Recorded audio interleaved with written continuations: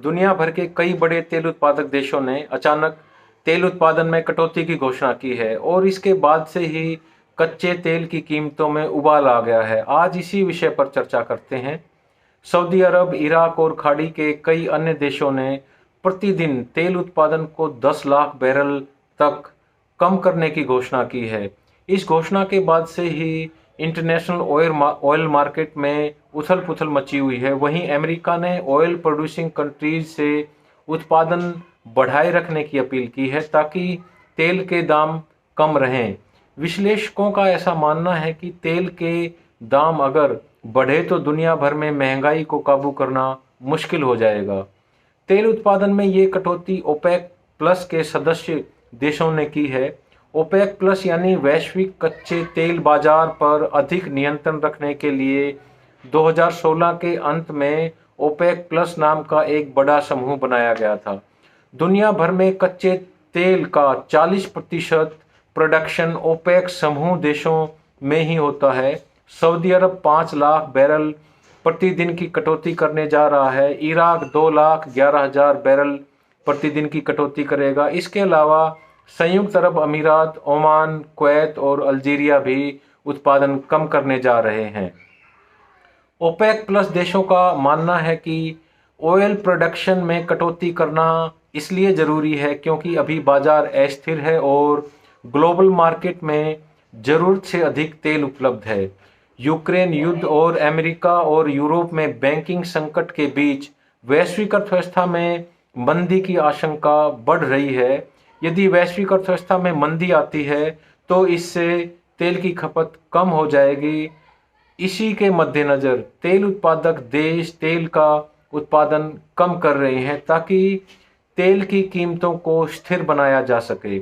तेल उत्पादन में कटौती का ये फैसला एक ऐसे समय में लिया गया है जब अमेरिका का स्ट्रेटजिक रिजर्व यानी आपात स्थिति के लिए तेल का भंडार बेहद कम स्तर पर है। अपने भंडार को भरने के लिए यूएसए को बड़ी मात्रा में तेल खरीदना पड़ रहा है। अगर तेल की कीमतें बढ़ती हैं तो अमेरिका को इसकी भारी कीमत चुकानी पड़ेगी। अमेरिकी अर्थव्यवस्था पहले से ही मंदी की आहट झेल रही है।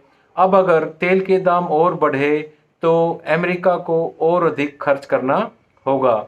तेल उत्पादक देश ये भी दिखाने की कोशिश कर रहे हैं कि अब हम अपनी मर्जी से कीमतें निर्धारित करेंगे और उत्पादन भी तय करेंगे, किसी के दबाव में नहीं आएंगे। पहले सऊदी अरब अमेरिका के प्रभाव में रहता था, लेकिन अब ऐसा लग रहा है कि सऊदी अरब अमेरिका को ये संकेत दे रहा है कि वो अपने तेल के मामले में अपनी मर्जी का मालिक है। मतलब ये हुआ कि इस नए घटनाक्रम में दुनिया की तेल व्यवस्था में बड़े बदलाव के संकेत देखे जा रहे हैं। 16 लाख बैरल प्रतिदिन कटौती करने का फैसला इस बात का संकेत है कि एक नई अंतर्राष्ट्रीय तेल व्यवस्था का जन्म हो रहा है। हालांकि इसकी रूपरेखा क्या होगी ये कहना अभी मुश्किल है। भारत पर इसका क्या असर हो सकता है, आइए इसके बारे में बात करते हैं। भारत दुनिया का तीसरा सबसे बड़ा तेल उपभोक्ता देश है।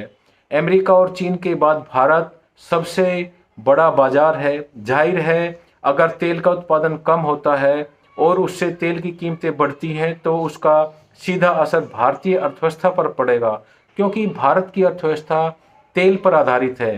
भारत के रूस और सऊदी अरब के साथ सामरिक संबंध हैं।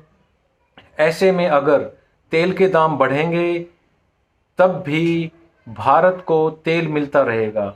भारत यूक्रेन युद्ध से पहले सिर्फ अपना 2% तेल रूस से लेता था, लेकिन अब हम 27% तेल रूस से खरीद रहे हैं। भारत के रूस से ऐतिहासिक संबंध भी रहे हैं। वैसे देखा जाए तो इस बदलाव के पीछे दोनों देशों के रिश्तों के मुकाबले ज़रूरतें अधिक दिखाई दे रही हैं। रूस तेल का बड़ा निर्यातक और उत्पादक है।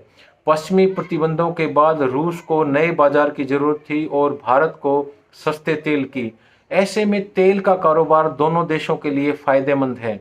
भारत को अंतर्राष्ट्रीय बाजार के मुकाबले सस्ते में तेल मिला। भारत ने पश्चिमी देशों की आलोचना को दरकिनार करके रूस का तेल खरीदा है क्योंकि ये भारत की ज़रूरत है। हालांकि भारत के सामने बड़ा सवाल ये है कि उसे रूस से सस्ती दरों पर तेल कब तक मिलता रहेगा। भारत के अलावा दुनिया के कई और देश रूस का तेल खरीद रहे हैं।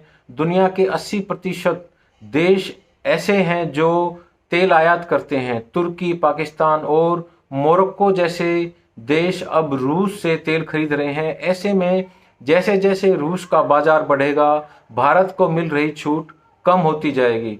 तो क्या तेल की कीमतें एक बार फिर से बढ़ेंगी? अब सवाल ये उठता है।